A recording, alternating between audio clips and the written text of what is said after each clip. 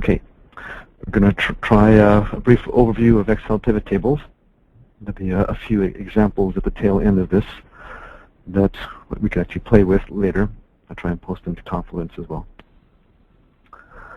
One of the first things that you might find useful is to take data that's already in a spreadsheet and then generate a pivot table with it. And it's almost like falling off a log. You just basically insert a pivot table.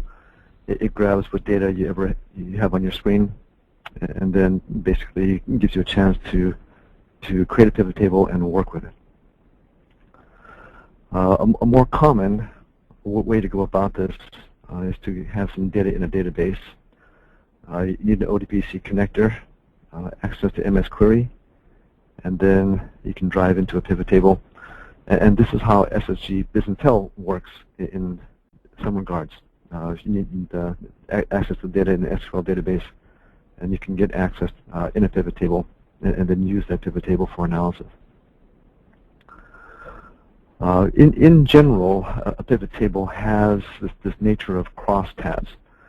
The more simplistic way to use it is to basically take two dimensions, if you will, of a row and a column. This is the basic nature of a pivot table. That you end up with a crosstab as your display. However, it kind of starts off on the right in some regards, where you have a field list that appears with multiple dimensions and multiple measures. So the dimensions, I guess, can be state or customer name of the region of the country that the customer is in. The dimensions can go into the rows and the columns, and can also be a filter.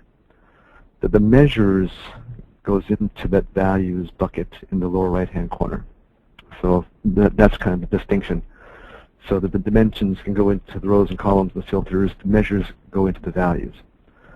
And that is generally the nature of a pivot table, whether it comes from data in a spreadsheet or whether it comes from data in a database. So if you're ready, we're going to try 3 examples. One, where you have data from a spreadsheet going into a pivot table. 2, data from a database going into a pivot table. And we're going to use some time track data. And then the third, there's a financial metrics spreadsheet that I've worked on before and published that we're going to try and do an update on the fly. So just some arbitrary data, nothing special about it. And I was just trying to kind of come up with some sales data that was sort of arbitrary. Insert pivot table. So kind of like falling off a log, it knows what ranges you have on your screen as far as data is concerned, and basically will give you a pivot table in a separate sheet. So here's the sales data, which is the raw data, and here's the pivot table. Okay, and the only measure, I guess there are 2 measures. One of them is quantity, one of them is the amount. So for example, if you just drag the amount into the values, so since amount is a measure, it'll fit into the value screen, value box fairly well. Usually I change it to a comma format, so that's easiest to display. And then things become kind of easy. So for example, if you need to know some things by product line, you could drag and drop product line into a row. If you also need to see things by region, you can put things into the region column, the region into the column bucket, and it would give you a crosstab by region and by product line. If for some reason you decided not to do this by product line, but you wanted to do it by customer instead, then it's an exchange of dimensions in that row column. If you needed both, customer and product line, then you can basically do a drag and drop this way, so that you have the customer and the product line together. If you didn't want the amounts, but you wanted the quantity instead, you can do an exchange fairly quickly to get the products and the amounts.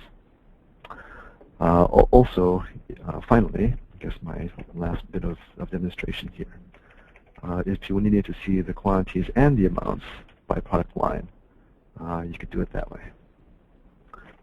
So this display is a little bit confusing, but the quantity and the amounts, quantity and the amounts, quantity and the amounts. To make it a little bit clearer, you could take out the region. Okay. Okay.